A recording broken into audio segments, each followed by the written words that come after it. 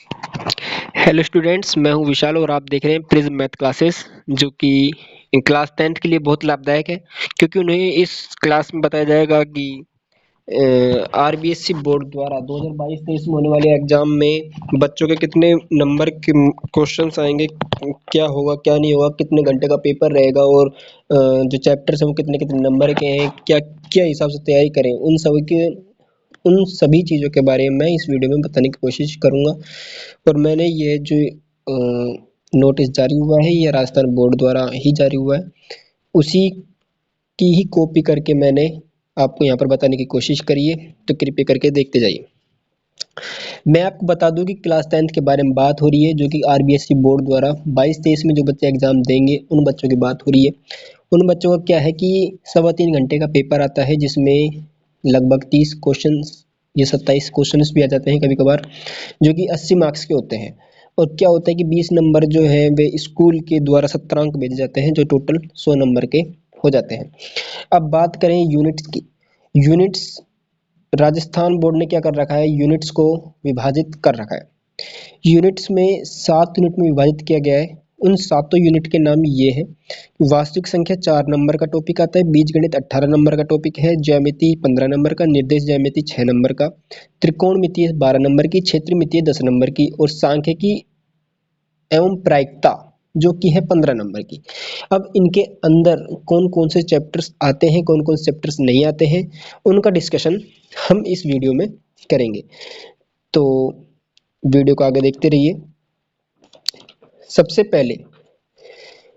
पहले मैं बात करूं तो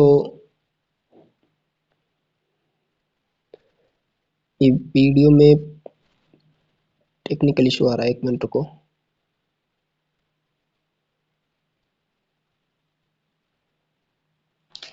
एक टेक्निकल इशू आ रहा है भैया, 1 मिनट।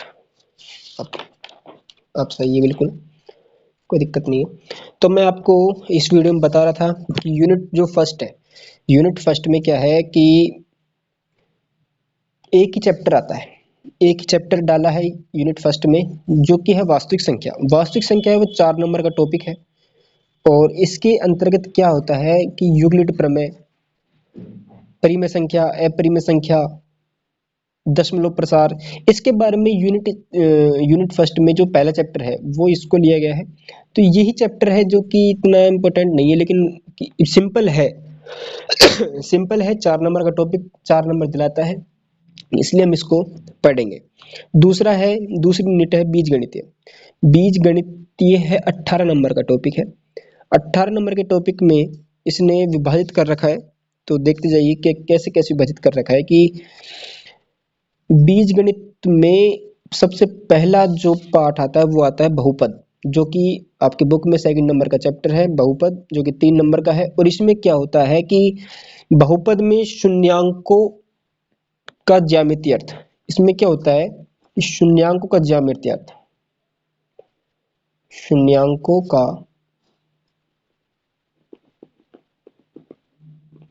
ज्यामिति अर्थ, बहुपदों के शून्यांकों और गुणांकों में संबंध। जो मैंने ये लिख रखा है कि इसमें जो इन दोनों में बहुपदों के जो शून्यांक है और जो गुणांक है इनमें रिलेशन निकालने की पूछता है। और बहुपदों के लिए विभाजन एल्गोरिथम, एक प्रमेय आती है एल्गोरिथम, उस एल्गोरिथम के बारे में बताया गया है जो कि 3 नंबर का टॉपिक है। बिल्कुल सिंपल टॉपिक है, कोई दिक्कत नहीं है इस टॉपिक में। आगे बात करें चैप्टर नंबर 3 की। चैप्टर नंबर 3 है दो चरों वाले रैखिक समीकरण युग्म, जो कि 6 नंबर का टॉपिक आता है। वो क्या है, ग्राफ के द्वारा पूछा गया है। ग्राफ को किस प्रकार से हल करते हैं, ग्राफ को 3 प्रकार से हल कर सकते हैं अपन, प्रतिस्थापन विधि द्वारा, विलोपन विधि द्वारा, वज्रगुणन विधि द्वारा।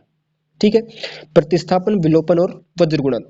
अब क्वेश्चन ऐसे पूछता है कि प्रतिस्थापन विधि द्वारा ग्राफ को हल कीजिए, विलोपन विधि द्वारा ग्राफ को हल कीजिए या फिर वज्रगुणन विधि द्वारा ग्राफ को आरेखित कीजिए। आपको बोर्ड एग्जाम में ग्राफ मिलता है जो ग्राफ में आपको बनाना रहता है पेंसिल की सहायता से। तो ये बिल्कुल फ्री के नंबर है, 6 नंबर का टॉपिक आता है। 6 नंबर का एक ही सवाल आता है इस यूनिट में, मतलब इस चैप्टर में। अब मैं आगे बढ़ते हैं तो द्विघात समीकरण आती है। द्विघात समीकरण में क्या होता है, क्वाड्रेटिक इक्वेशन, जो कि 4 नंबर का टॉपिक है। क्वाड्रेटिक इक्वेशन जो कि कितने नंबर का है, 4 नंबर का टॉपिक है। इसमें 4 चीजें ही पूछता है। द्विघात समीकरण पूछ सकता है, गुणनखंड द्वारा द्विघात समीकरण, पूर्ण वर्ग और मूलों की प्रकृति। इसके अलावा इसमें ऐसा कुछ टॉपिक नहीं पूछता। आपको बता दें, एक मिनट, हाँ, पूर्ण वर्ग और मूलों की प्रकृति, इसके अलावा इसमें कुछ नहीं पूछता। उसके बाद चैप्टर नंबर 5 की बात करें तो समांतर श्रेणी, जो कि एपी द्वारा हम इसको प्रसारित करते हैं, जो कि 5 नंबर का टॉपिक आता है। इसमें 1 या 2 सवाल पूछे जाते हैं। आप सब देखिए कि यदि 5 नंबर का एक सवाल आता है या 4 नंबर का एक सवाल आ जाता है, 1 नंबर का एक क्वेश्चन आ जाता है, छोटा भी डाल देता है, तो इसमें 2 ही तरह के क्वेश्चन बनते हैं। या तो पूछेगा एपी का nवां पद ज्ञात कीजिए, कोई भी आपको सीरीज दे देता है, ये सीरीज ही है एक तरह की, एक ट्रिक क्या है, सीरीज है। सीरीज में क्या होता है कि या तो nवां पद निकालने को बोल देगा या प्रथम n पदों का योग, प्रथम n पदों का योग भी पूछ लेता है, कोई दिक्कत नहीं है, बिल्कुल सिंपल सवाल है। अब बात करें यूनिट नंबर 3 की। यूनिट नंबर 3 में क्या है कि ज्यामिति है।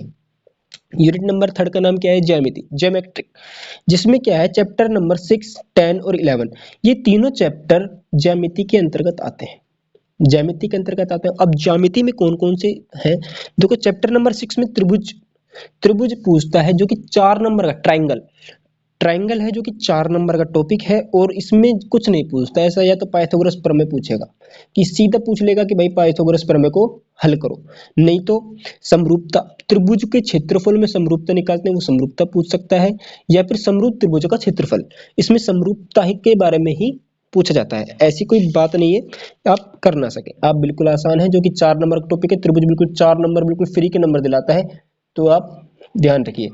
अब मैं आगे बढ़ता हूं, तो आगे मैं आपको बता देता हूं कि चैप्टर नंबर 10, चैप्टर नंबर 10 है जो वो है व्रत, और चैप्टर नंबर 11 है वो है रचनाएं। बिल्कुल सिंपल है, 6 नंबर का क्वेश्चन इसमें से, मतलब अगर आपको 6 नंबर कमाने हैं बिल्कुल फ्री के, तो ये रचनाएं पढ़ के चले जाएं। रचनाओं से एक सवाल 100% पूछता है, 6 नंबर का सवाल आता है, कोई दिक्कत नहीं आती है। देखो रचनाओं में ये सवाल पूछता है। और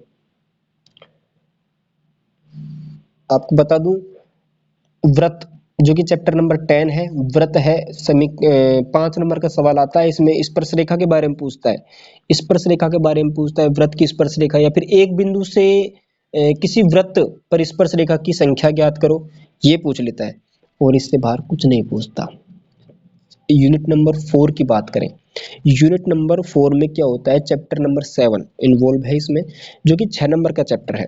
अब जब 6 नंबर का चैप्टर है तो इसमें निर्देशांक ज्यामिति पूछ लेता है, और इसमें ये बिल्कुल सिंपल सवाल है। इसमें क्या होता है, त्रिभुज के क्षेत्रफल पूछता है, विभाजन सूत्र, विभाजन सूत्र बिल्कुल सिंपल है, दूरी सूत्र भी बिल्कुल सिंपल है, बिल्कुल मतलब दूरी सूत्र, आपको एक सूत्र बताया जाएगा जिससे आपको कोई 2 बिंदु आ जाते हैं, उन 2 बिंदुओं के बीच में आप वो दूरी निकाल सकते हैं।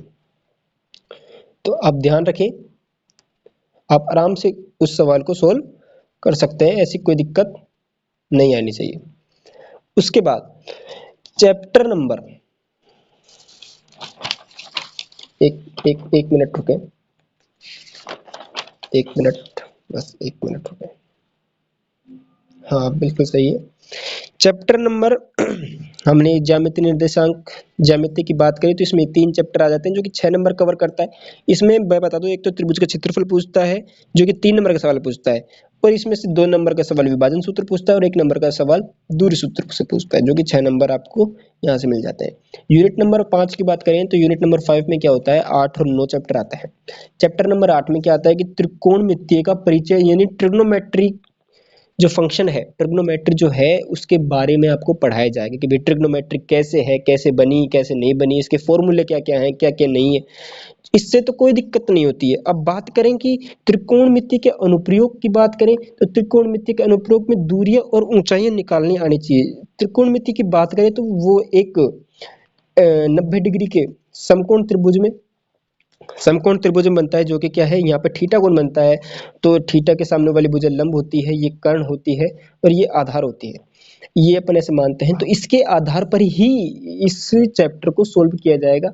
आपको कुछ नहीं करना, बस थीटा के बारे में पता होता है तो आप सभी चीजों को निकाल सकते हैं। चलो हमने ये पढ़ लिया है, यूनिट 5 भी पढ़ ली है। 7 यूनिट है, 7 यूनिट का अपन वर्णन करेंगे एक एक चीज में। अब देखिए बात करते हैं यूनिट नंबर 6 की, जो कि है क्षेत्रमिति। क्षेत्रमिति क्या कहती है? क्षेत्रमिति के अंदर दो चैप्टर आते हैं। पहला आता है वृत्तों से संबंधित क्षेत्र, जो कि आता है 4 नंबर का, और दूसरा आता है 13वां चैप्टर, जो कि है पृष्ठीय क्षेत्रफल व आयतन। अब इनमें क्या क्या पूछता है, सबसे बड़ी बात है इनमें क्या क्या पूछता है। तो मैं आपको बता दूं कि वृत्तों से संबंधित क्षेत्र है तो मतलब वृत्त के बारे में ही पूछेगा। व्रतों से संबंधित क्षेत्र मतलब व्रत के बारे में पूछेगा। जब व्रत के बारे में पूछेगा तो व्रत के बारे में आपको एक एक चीज बताई जाएगी कि वृत्त का परिमाण और क्षेत्रफल एक समीक्षा, त्रिज्या खंड, त्रिज्या खंड बनते हैं, त्रिज्या खंड नहीं बनते हैं, ये बताया जाएगा। और समतल आकृतियों से संयोजन के क्षेत्र, जो समतल आकृति है, ये समतल आकृति तो है, समतल आकृति से संयोजन के क्षेत्र निकालते हैं। इसमें कोई दिक्कत नहीं। उसके बाद बात करें क्षेत्रफल व आयतन। देखो किसी भी एरिया, कोई भी एरिया दे दिया, मान लीजिए वृत्त दे दिया। अब इस वृत्त के चारों ओर कितने पेड़ पौधे उगाए जा सकते हैं, क्या क्या है, तो इसका क्षेत्रफल ज्ञात किया जा सकता है। अब मान लीजिए कोई टंकी है, टंकी के अंदर कितना दूध भरा जा सकता है, कितना पानी भरा जा सकता है, कितना पेट्रोल भरा जा सकता है, या फिर कोई कोई कैन, मान लीजिए कैन में कितना दूध भरा जा सकता है, या फिर कोई कैन में कितना पानी भरा जा सकता है, उसका आयतन निकाला जा सकता है। ठोसों के संयोजन का पृष्ठीय क्षेत्रफल, क्षेत्रफल में ठोसों के पृष्ठीय क्षेत्रफल निकाल देंगे। और शंकु छिन्नक, ये तो इसमें ही आते हैं, शंकु है और छिन्नक है, कोई दिक्कत नहीं है, शंकु छिन्नक के बारे में आपको बताया जाएगा। उसके बाद बात करें यूनिट नंबर 7 की, जो कि लास्ट यूनिट है और आपको बहुत अच्छे अच्छे नंबर दिलाई जाती है। 15 नंबर की यूनिट आती है, 15 नंबर की यूनिट आती है, कोई दिक्कत नहीं है। और इसमें क्या है, 11 नंबर की सांख्यिकी आती है। सांख्यिकी में 4 प्रकार के सवाल पूछ लेता है, या तो माध्य का सवाल पूछेगा, या माध्यक का, या बहुलक का, या बारंबारता सारणी। मैं बता दूं कि माध्य का सवाल सबसे सिंपल आता है, तो माध्य का सवाल ये बहुत कम पूछता है, लेकिन कभी कभार जब दिन अच्छे हों तो माध्य का सवाल भी पूछ लेता है। अब बात करें माध्यक के सवाल की और बहुलक के सवाल की। देखिए माध्यक का सवाल और बहुलक का सवाल राजस्थान बोर्ड में 10th क्लास में बहुत बार पूछा गया है। बारंबारता सारणी, एक सारणी बनाई जाती है जिसमें आपको पैकेट्स के बारे में बताया जाता है कि भाई 1 2 3 4 ये 5, ये पूरे 5 पैकेट हो गए, तो ये एक बंडल हो गया, ये दूसरा बंडल हो गया, ये तीसरा बंडल हो गया, ऐसे ऐसे करके बारंबारता सारणी के बारे में बताया जाता है, जो कि कितने नंबर का आती है, 11 नंबर की आती है। और बात करें अपन प्रायिकता की, प्रायिकता है जो चैप्टर नंबर 15 है, जो 4 नंबर का एक सवाल आता है इसका। 4 नंबर की सवाल प्रायिकता का आता है, कोई दिक्कत नहीं है, बिल्कुल सिंपल है। आपको 80 नंबर लाने से इसमें से कोई नहीं रोक सकता है, ऐसी कोई दिक्कत नहीं है, बिल्कुल आसान सिलेबस है। सिलेबस कहीं बाहर से हो, बाहर से कुछ भी नहीं आएगा, जो कुछ आएगा सभी की सभी जो पेपर पैटर्न बताया जाता है उसमें से आता है, क्योंकि उसमें सभी बच्चों को पेपर देना रहता है। इसमें सब प्राइवेट बच्चे भी पेपर देते हैं, गवर्नमेंट बच्चे भी पेपर देते हैं, जो घर बच्चे पढ़ाई कर रहे हैं वो भी पेपर देते हैं। तो बच्चों के लेवल के हिसाब से पेपर को बनाया जाता है। और आप पढ़िए, आपका साल अच्छा हो। मैं तो यही दुआ करूंगा। 2023 आ गया है, पढ़ाई शुरू कर दे। 2023 में अब कुछ महीने ही बाकी हैं पेपर होने में। आपको पूरा सिलेबस बता दिया है, और मैं ये वादा करता हूँ कि पेपर होने से पहले पहले मैं आपका कोर्स कंप्लीट करा दूंगा। Thank you, thank you.